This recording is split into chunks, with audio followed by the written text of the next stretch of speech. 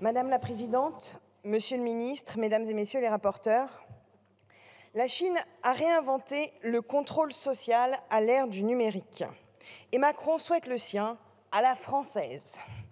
Ce puissant système chinois technosécuritaire vise à noter, pister et juger les habitants du pays et faire en sorte que chacun se tienne au carreau sous peine de ne pas pouvoir emprunter par exemple les transports en commun. Un rêve pour M. Macron. Et il ne s'en cache plus. Depuis l'arrivée du président Macron, nos libertés publiques s'effondrent peu à peu.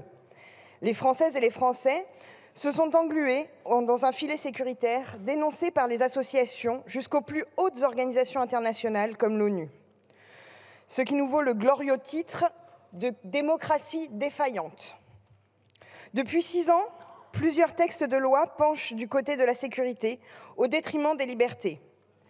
La loi sur la sécurité intérieure avec l'état d'urgence dans le droit commun, la loi anti-casseurs privant a priori un individu de sa liberté de circuler ou de manifester, la nouvelle doctrine de maintien de l'ordre avec le recours au NAS retoqué par le Conseil d'État, la loi sur le secret des affaires en 2018 mettant à mal la liberté d'informer, la loi sur la sécurité globale souhaitant limiter la diffusion d'images de policiers censurées par le Conseil constitutionnel, la vidéosurveillance algorithmique instaurée par le PJL, la loi sur les Jeux Olympiques 2024 et la loi de programmation de la justice permettant dorénavant d'activer à distance les caméras et les micros de vos téléphones portables.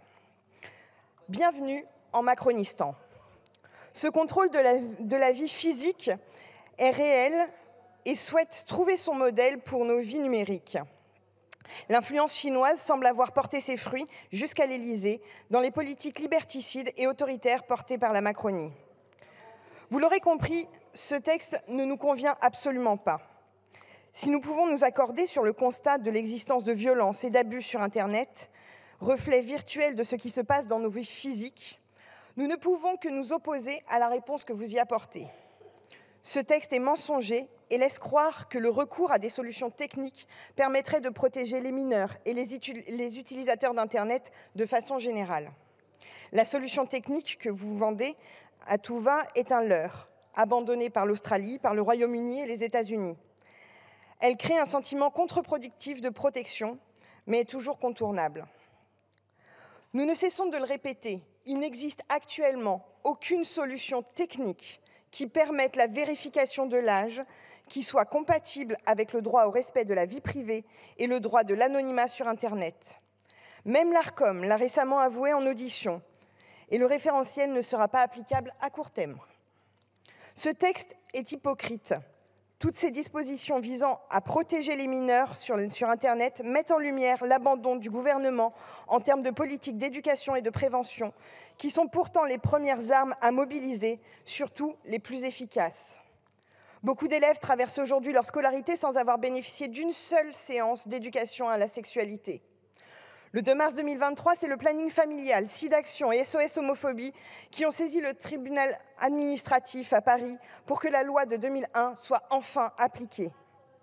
Hypocrite toujours quand la police judiciaire et la gendarmerie ne disposent pas des moyens suffisants pour lutter efficacement contre la pédocriminalité. Les moyens de la justice face aux géants du numérique ont toujours été trop faibles. Et face à ce constat d'échec, nous ne remettons pas en question votre politique budgétaire. Et vous choisissez tout simplement de contourner le juge judiciaire en passant par les autorités administratives. Après la loi Avia, en grande partie censurée par le Conseil constitutionnel, ce projet de loi persiste dans l'absence d'intervention du juge et propose donc la seule qualification de l'infraction par l'administration. Cela va dans le sens de l'accroissement des pouvoirs administratifs au détriment du pouvoir judiciaire, laissant à l'exécutif des pouvoirs toujours plus grands et mettant à mal la séparation des pouvoirs.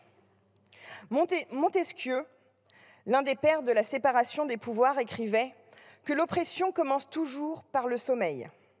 Vous ne faites là qu'endormir les Françaises et les Français, et nous serons toujours présents pour l'en empêcher, dans la rue comme dans cet hémicycle. Ce projet de loi est une boîte de Pandore sociale et sécuritaire dont certains États totalitaires pourraient se vanter. Nous ne sommes plus dans un roman dystopique, mais bien dans la réalité. Comptez sur nous pour mettre un frein radical à ces réformes toujours plus liberticides et autoritaires, afin d'éviter la création d'outils dont nous ne sommes toujours pas en mesure de prédire les conséquences. Merci, Madame la députée.